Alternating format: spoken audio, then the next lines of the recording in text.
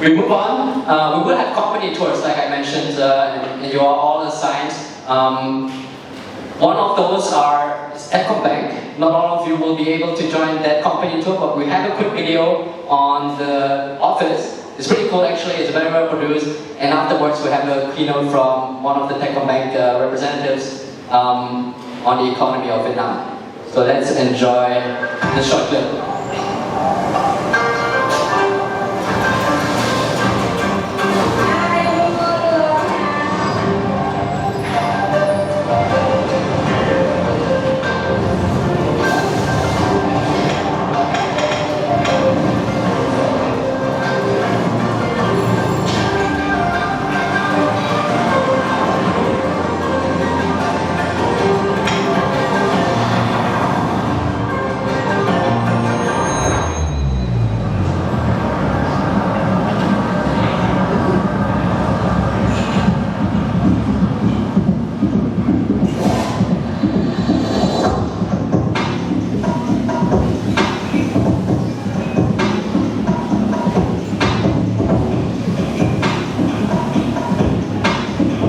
So the first of the two banks was in Hanoi, which we saw very much as a historic town. It was really developed from the historic language of the city, with the housing, with the scale, with the way in which the city was layered, with its shading and shading devices and urban fabric.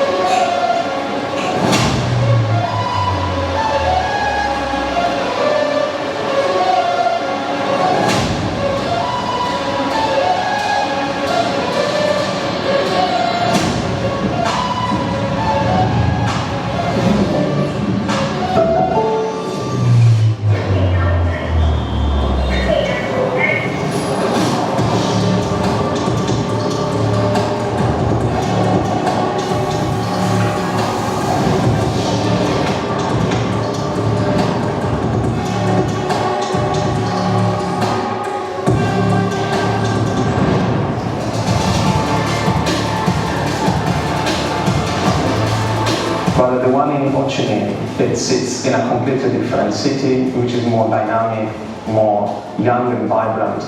It's more like an international metropolis, and the building would like to get and to catch that character.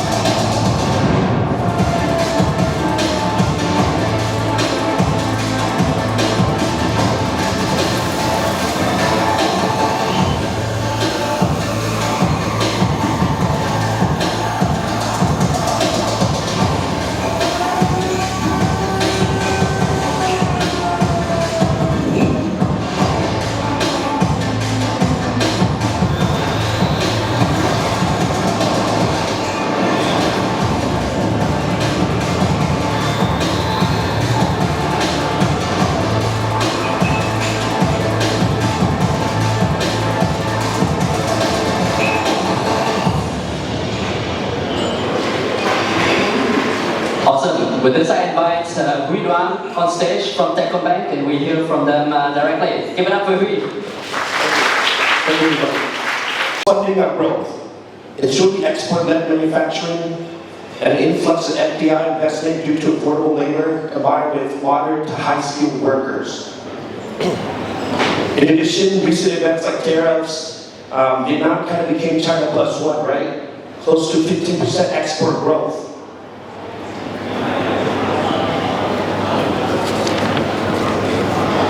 I think the growth in exporting and manufacturing created jobs that kind of elevated people's total earnings and standard of living.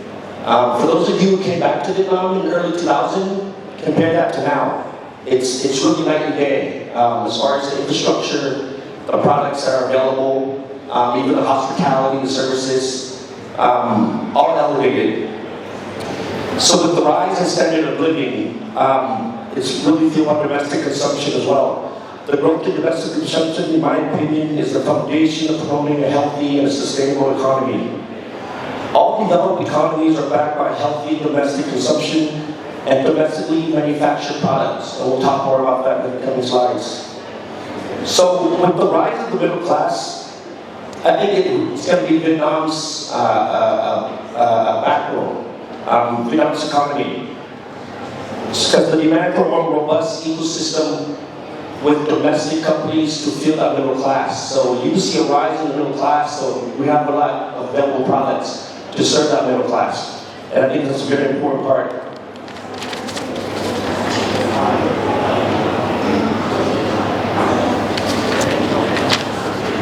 Currently, Vietnam's economy, for the most part, is tied to FDI export manufacturing. In order to create a sustainable growing economy and grow middle class, Vietnam needs to transition from affordable labor to a more high-skilled labor market driven by innovation, technology, and global partnerships. And I think culturally, just my personal opinion, as far as being Vietnamese, I think education is at the forefront of everything we do. So, we're going to graduate from an affordable labor market to a more high-skilled, high-tech labor market in the future. That's really going to move the country forward.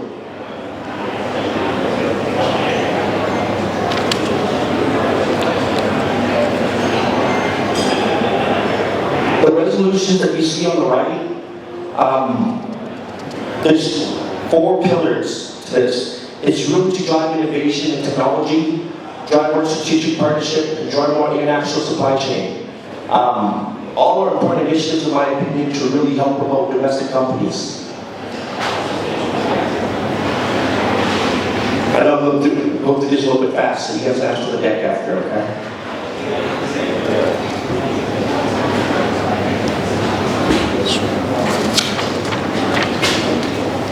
It's such an exciting time to be working and do business in Vietnam. All the reform initiatives are driving the 4 main trends you see here. Private-public partnership to support infrastructure projects throughout the country. So all the projects that you hear as far as the high-speed rail, the 2 new airports, the bridges, the roads, those are all being developed by the private sector and funded by domestic banks. And TechComBank is one of them. The rise of SME is going to feed the middle class, which will lead to more affluent population. That's going to need more sophisticated investment instrument, right? As the middle class starts to rise, more companies need to provide products for that middle class. So earnings will go up, and therefore they're going to need more sophisticated investment instruments, more sophisticated financial ecosystem. Lastly, I think the entire country is going through digitalization change, so hence the focus in technology.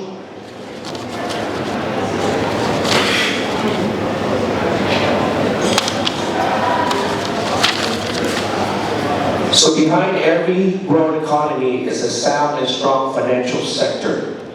As you can see here, the banking sector post-risk revenue from 19 to 24 has a CAGR of 12%, surpassing all of our neighbors. What this means is that banks are lending more and they're injecting more capital into the market to support the growth. More capital means more opportunities can materialize. But the big question is, do we have enough domestic capital to fund the growth for the next 5 to 10 years? So we'll circle back to this because I do think this is one of the biggest challenges that Vietnam will face going forward.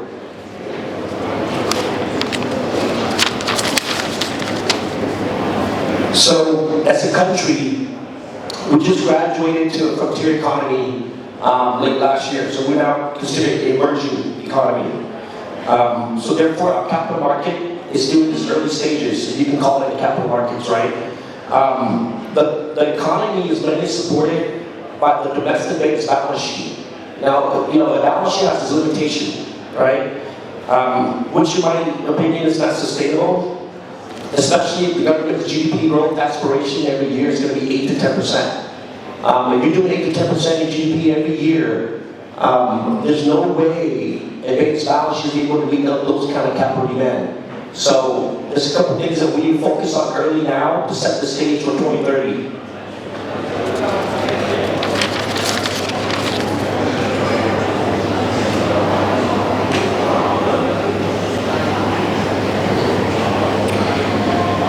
the next 5 years, total capital investment will be over $1 trillion. Major investment will be in transportation, renewable energy, and high-tech manufacturing. Without partnering with the private sector, including banks, these projects aren't feasible. And I think there's another component that's not on here, and that's the offshore capital raising. We don't have enough capital within the country, within the balance sheet to meet all these projects here.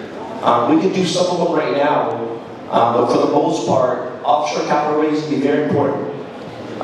Hence the IFC and HCM, right? And the purpose of the IFC, if you think about it, is really to establish a legal sandbox, lower the political and country risk, so that offshore capital can flow in, so that we can securitize loans and recycle capital. If it works like that, we'll be okay. If it doesn't work like that, it's a huge, huge problem for us.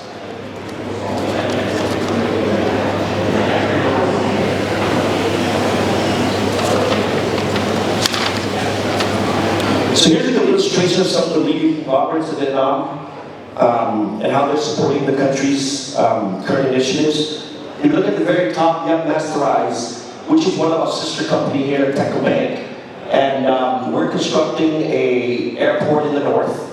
You have Vin Group, who's doing the high-speed rails. So this is an example of the private sector stepping up to elevate the country. In addition, with the rise of the middle class, there's going to be an increase in SME, right? Over 715,000 SME in Vietnam, and every year that number is growing at an astonishing rate. And I think the hope here is that these SME one day will become conglomerates, right? And then they're going to be fueling the country's overall economy and our export growth. I think the export growth we have right now is great, but to me it's really synthetic, right? Because it's driven by FDI foreign investment. It's not really domesticated companies.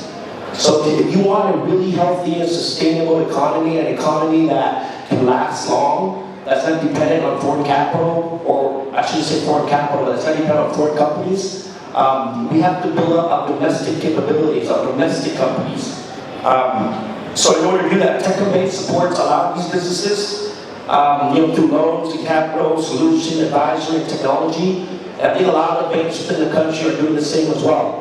And again, the hope here is that these SMEs will become mid-market, and these mid-market become corporate, right? These corporate will become conglomerates, and one day they'll be able to compete on the world stage. This is the same trend you see in South Korea. This will be the same trend you see in China 30 years ago.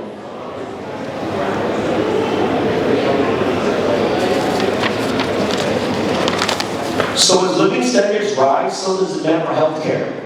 I want to touch base on this segment really quick because I think this is a high growth segment for Vietnam over the next 10 to 15 years. So I think as a lot of you think about the industry you want to invest in, the industry you want to play in, the jobs you're looking at, I think healthcare is by far one of the best segments for the next 10 to 15 years. I think hospitals, pharmaceuticals, medical equipment, insurance, family offices will all see exponential growth as the population seeks better healthcare. Just like any emerging markets with a rise in the middle class, you have a rise in the overall perspective of health, right? Just like the gentleman that went before me, the richer you get, the more afraid you are of dying, because you want to be around and spend that money.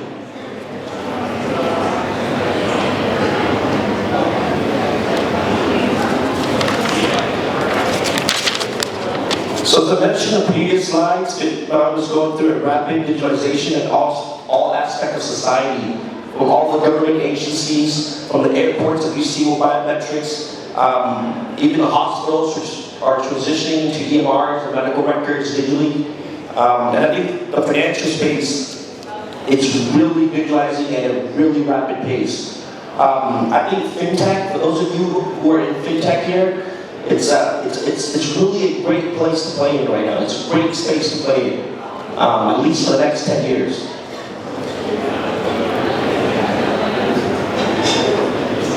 And what's interesting was that before I came back here to work for the bank, I was here, let's say, in 2022, right? And when you're buying stuff from the vendor on the street, you just have to pay cash, huh? right? I don't know about you, but I went to the gold shop, right? Traded my money in, got my Vietnamese on and go out. I was spending. Now it's like you get on the counter, get on your phone, you just do art. I mean, the pace of digitalization here is incredible. It's incredible.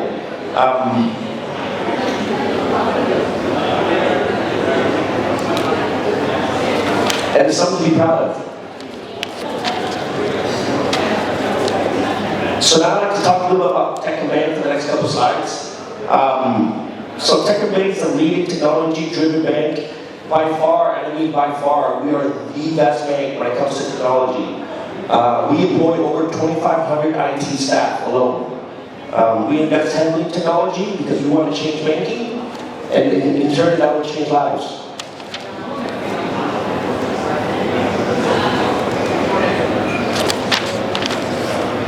So we're the largest domestic bank in Vietnam by asset size. Okay?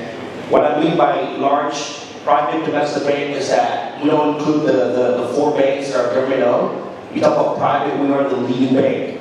We have over 2 million corporate customers that we serve and 17 million retail customers that we serve. So our ecosystem is quite large. We lead the market in technology. We lead the market in affluent customers. And we lead the market in corporate debt and capital raising. We are the #1 lead arranger in Vietnam.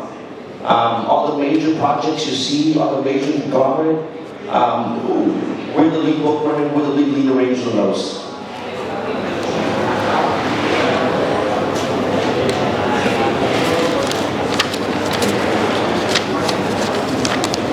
We don't want to be known as a bank that provides cheap credit. That's not really what our brand is. My team and the bank, we pride ourselves on being a leading advisory bank to all the corporate and retail clients. I think our value add goes beyond the interest rate that you get in your deposit, that you get in your loan. I think we're here for every step of the way through the customer journey.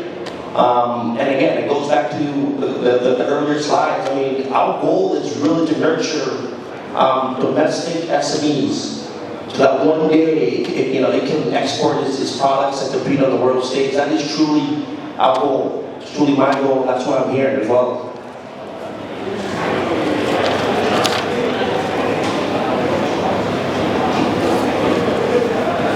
We'll skip this one.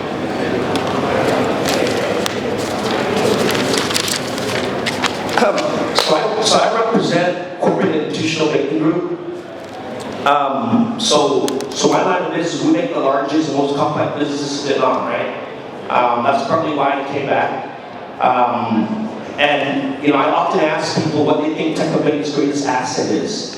What is our greatest asset? And I get answers, everything from technology to the solution, to you have the best headquarters, you have the most branches, whatever. But our greatest asset is really our people. TechComBank recruits the best and the brightest financial professionals in fintech from all around the world. And this is not just a pitch. We recruit from the US, Australia, Europe, Singapore, and many other areas. We really do invest heavily in our people.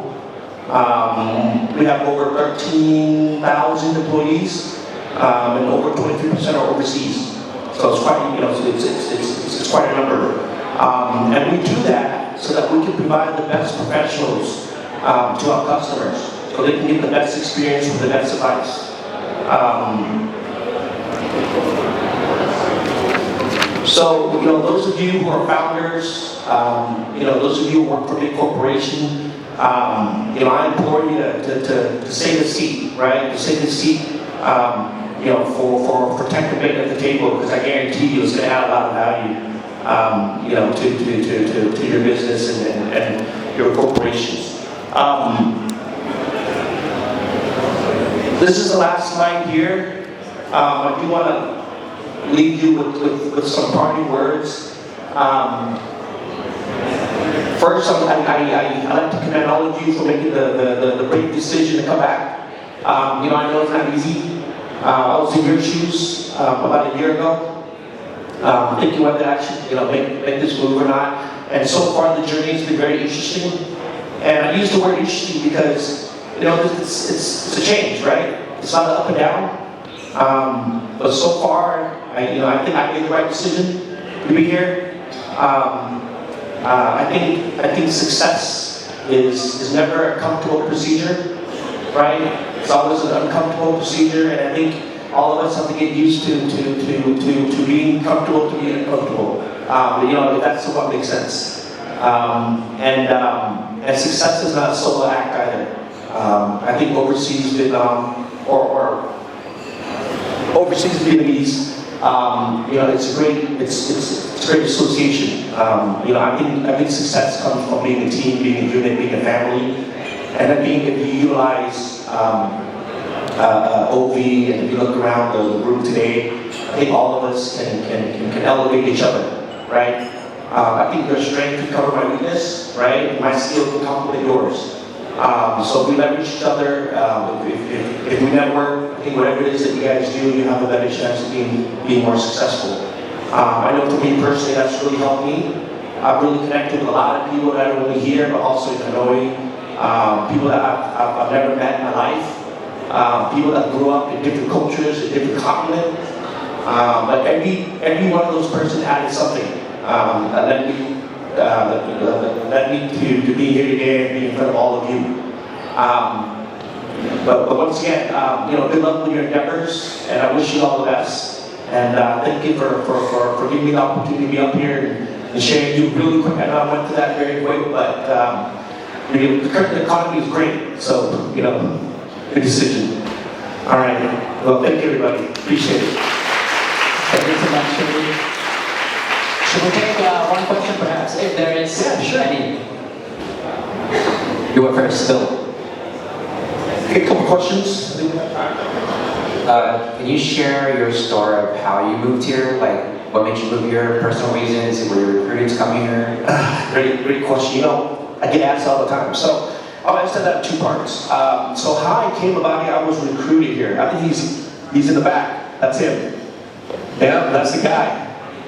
He tricked me coming back, but I love it now. So thank you. But so often people ask me why I stay. And now I stay for the people that I work with. I really do cherish them. I think I have a great team.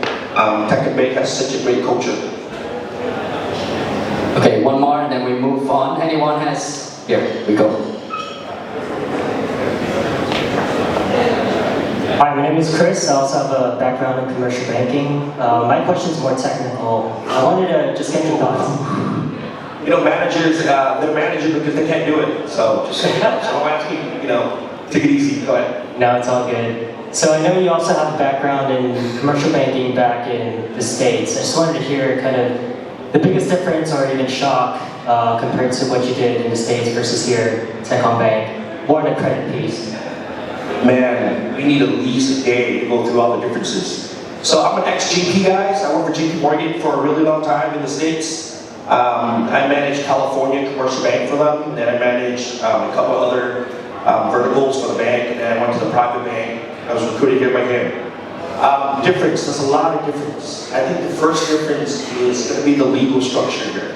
A lot of things that you did in the States, a lot of structure that you can do that you don't even think about here is an issue.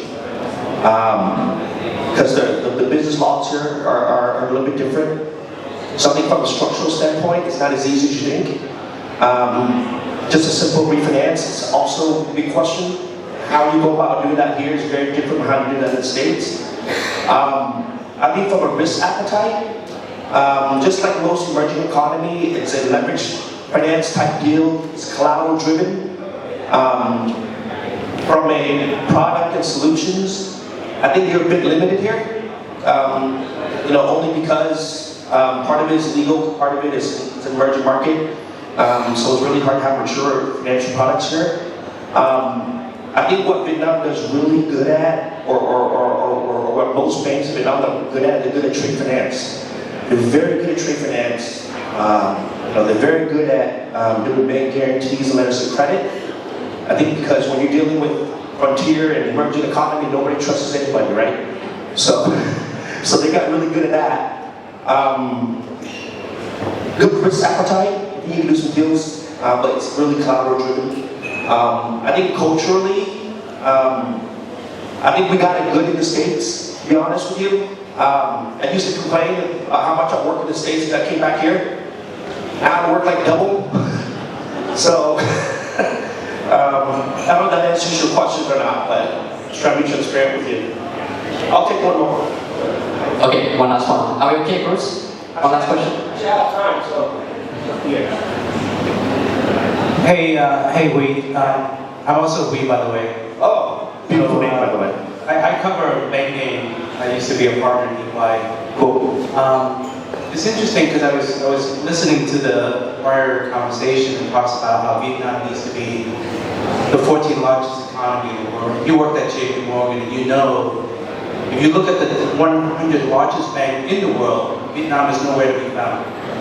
Right? So, from my perspective, in order for Vietnam to be the 14th largest economy by 2045, Vietnam Bank needs to be on the top list of that 100 banks in the world. What is TechComBank aspiration and goals to help get there? Because, you know, we're not going to get there at TechComBank or another Vietnamese bank is not there. Yeah, that's my perspective, right? You have any insight on that? I do. I'll give you my opinion. How's that? Currently, even including the 4 state-owned banks, none of the banks are truly international bank. Okay, we're a domesticated bank. All the activities that we do are mostly onshore. That's all Vietnamese bank, not just TechComBank. We're not there yet. Even by asset size, right? I mean, look at TechComBank today, we're probably a little bit under 50 billion in the States as a community bank. JP Morgan is 4.2 trillion. So, just a sheer size difference, I think we're a growing economy. I think all economies start like this. I think JP 200 years ago was small as well, right? And most of the banks here are 30, 35 years. What would be a top 14 economy in the world by 2045? I don't know. I didn't read the book. I gotta buy the book. I think for us to compete on the world stage, it's hard right now for the next 5 years, I think we're very focused. I think we're very focused domestically. We focus on the domestic growth more. I don't think a lot of banks are really looking for international expansion yet, because I think there's still a lot of business in Vietnam, right? You know, one of the slides that I talked about was that my biggest fear is that, but it's going to be true, is that the capital demand for the next 5 to 10 years will far exceed the domestic capital available. So there's no reason for banks to expand internationally yet, right? And then I think the banking laws internally has to change quite a bit as far as leverage and allowing banks more room to lend, etc. So I think as far as international for the next 5 years, I just don't see it, right? There's a lot of business in the country. Great, thank you so much. Round of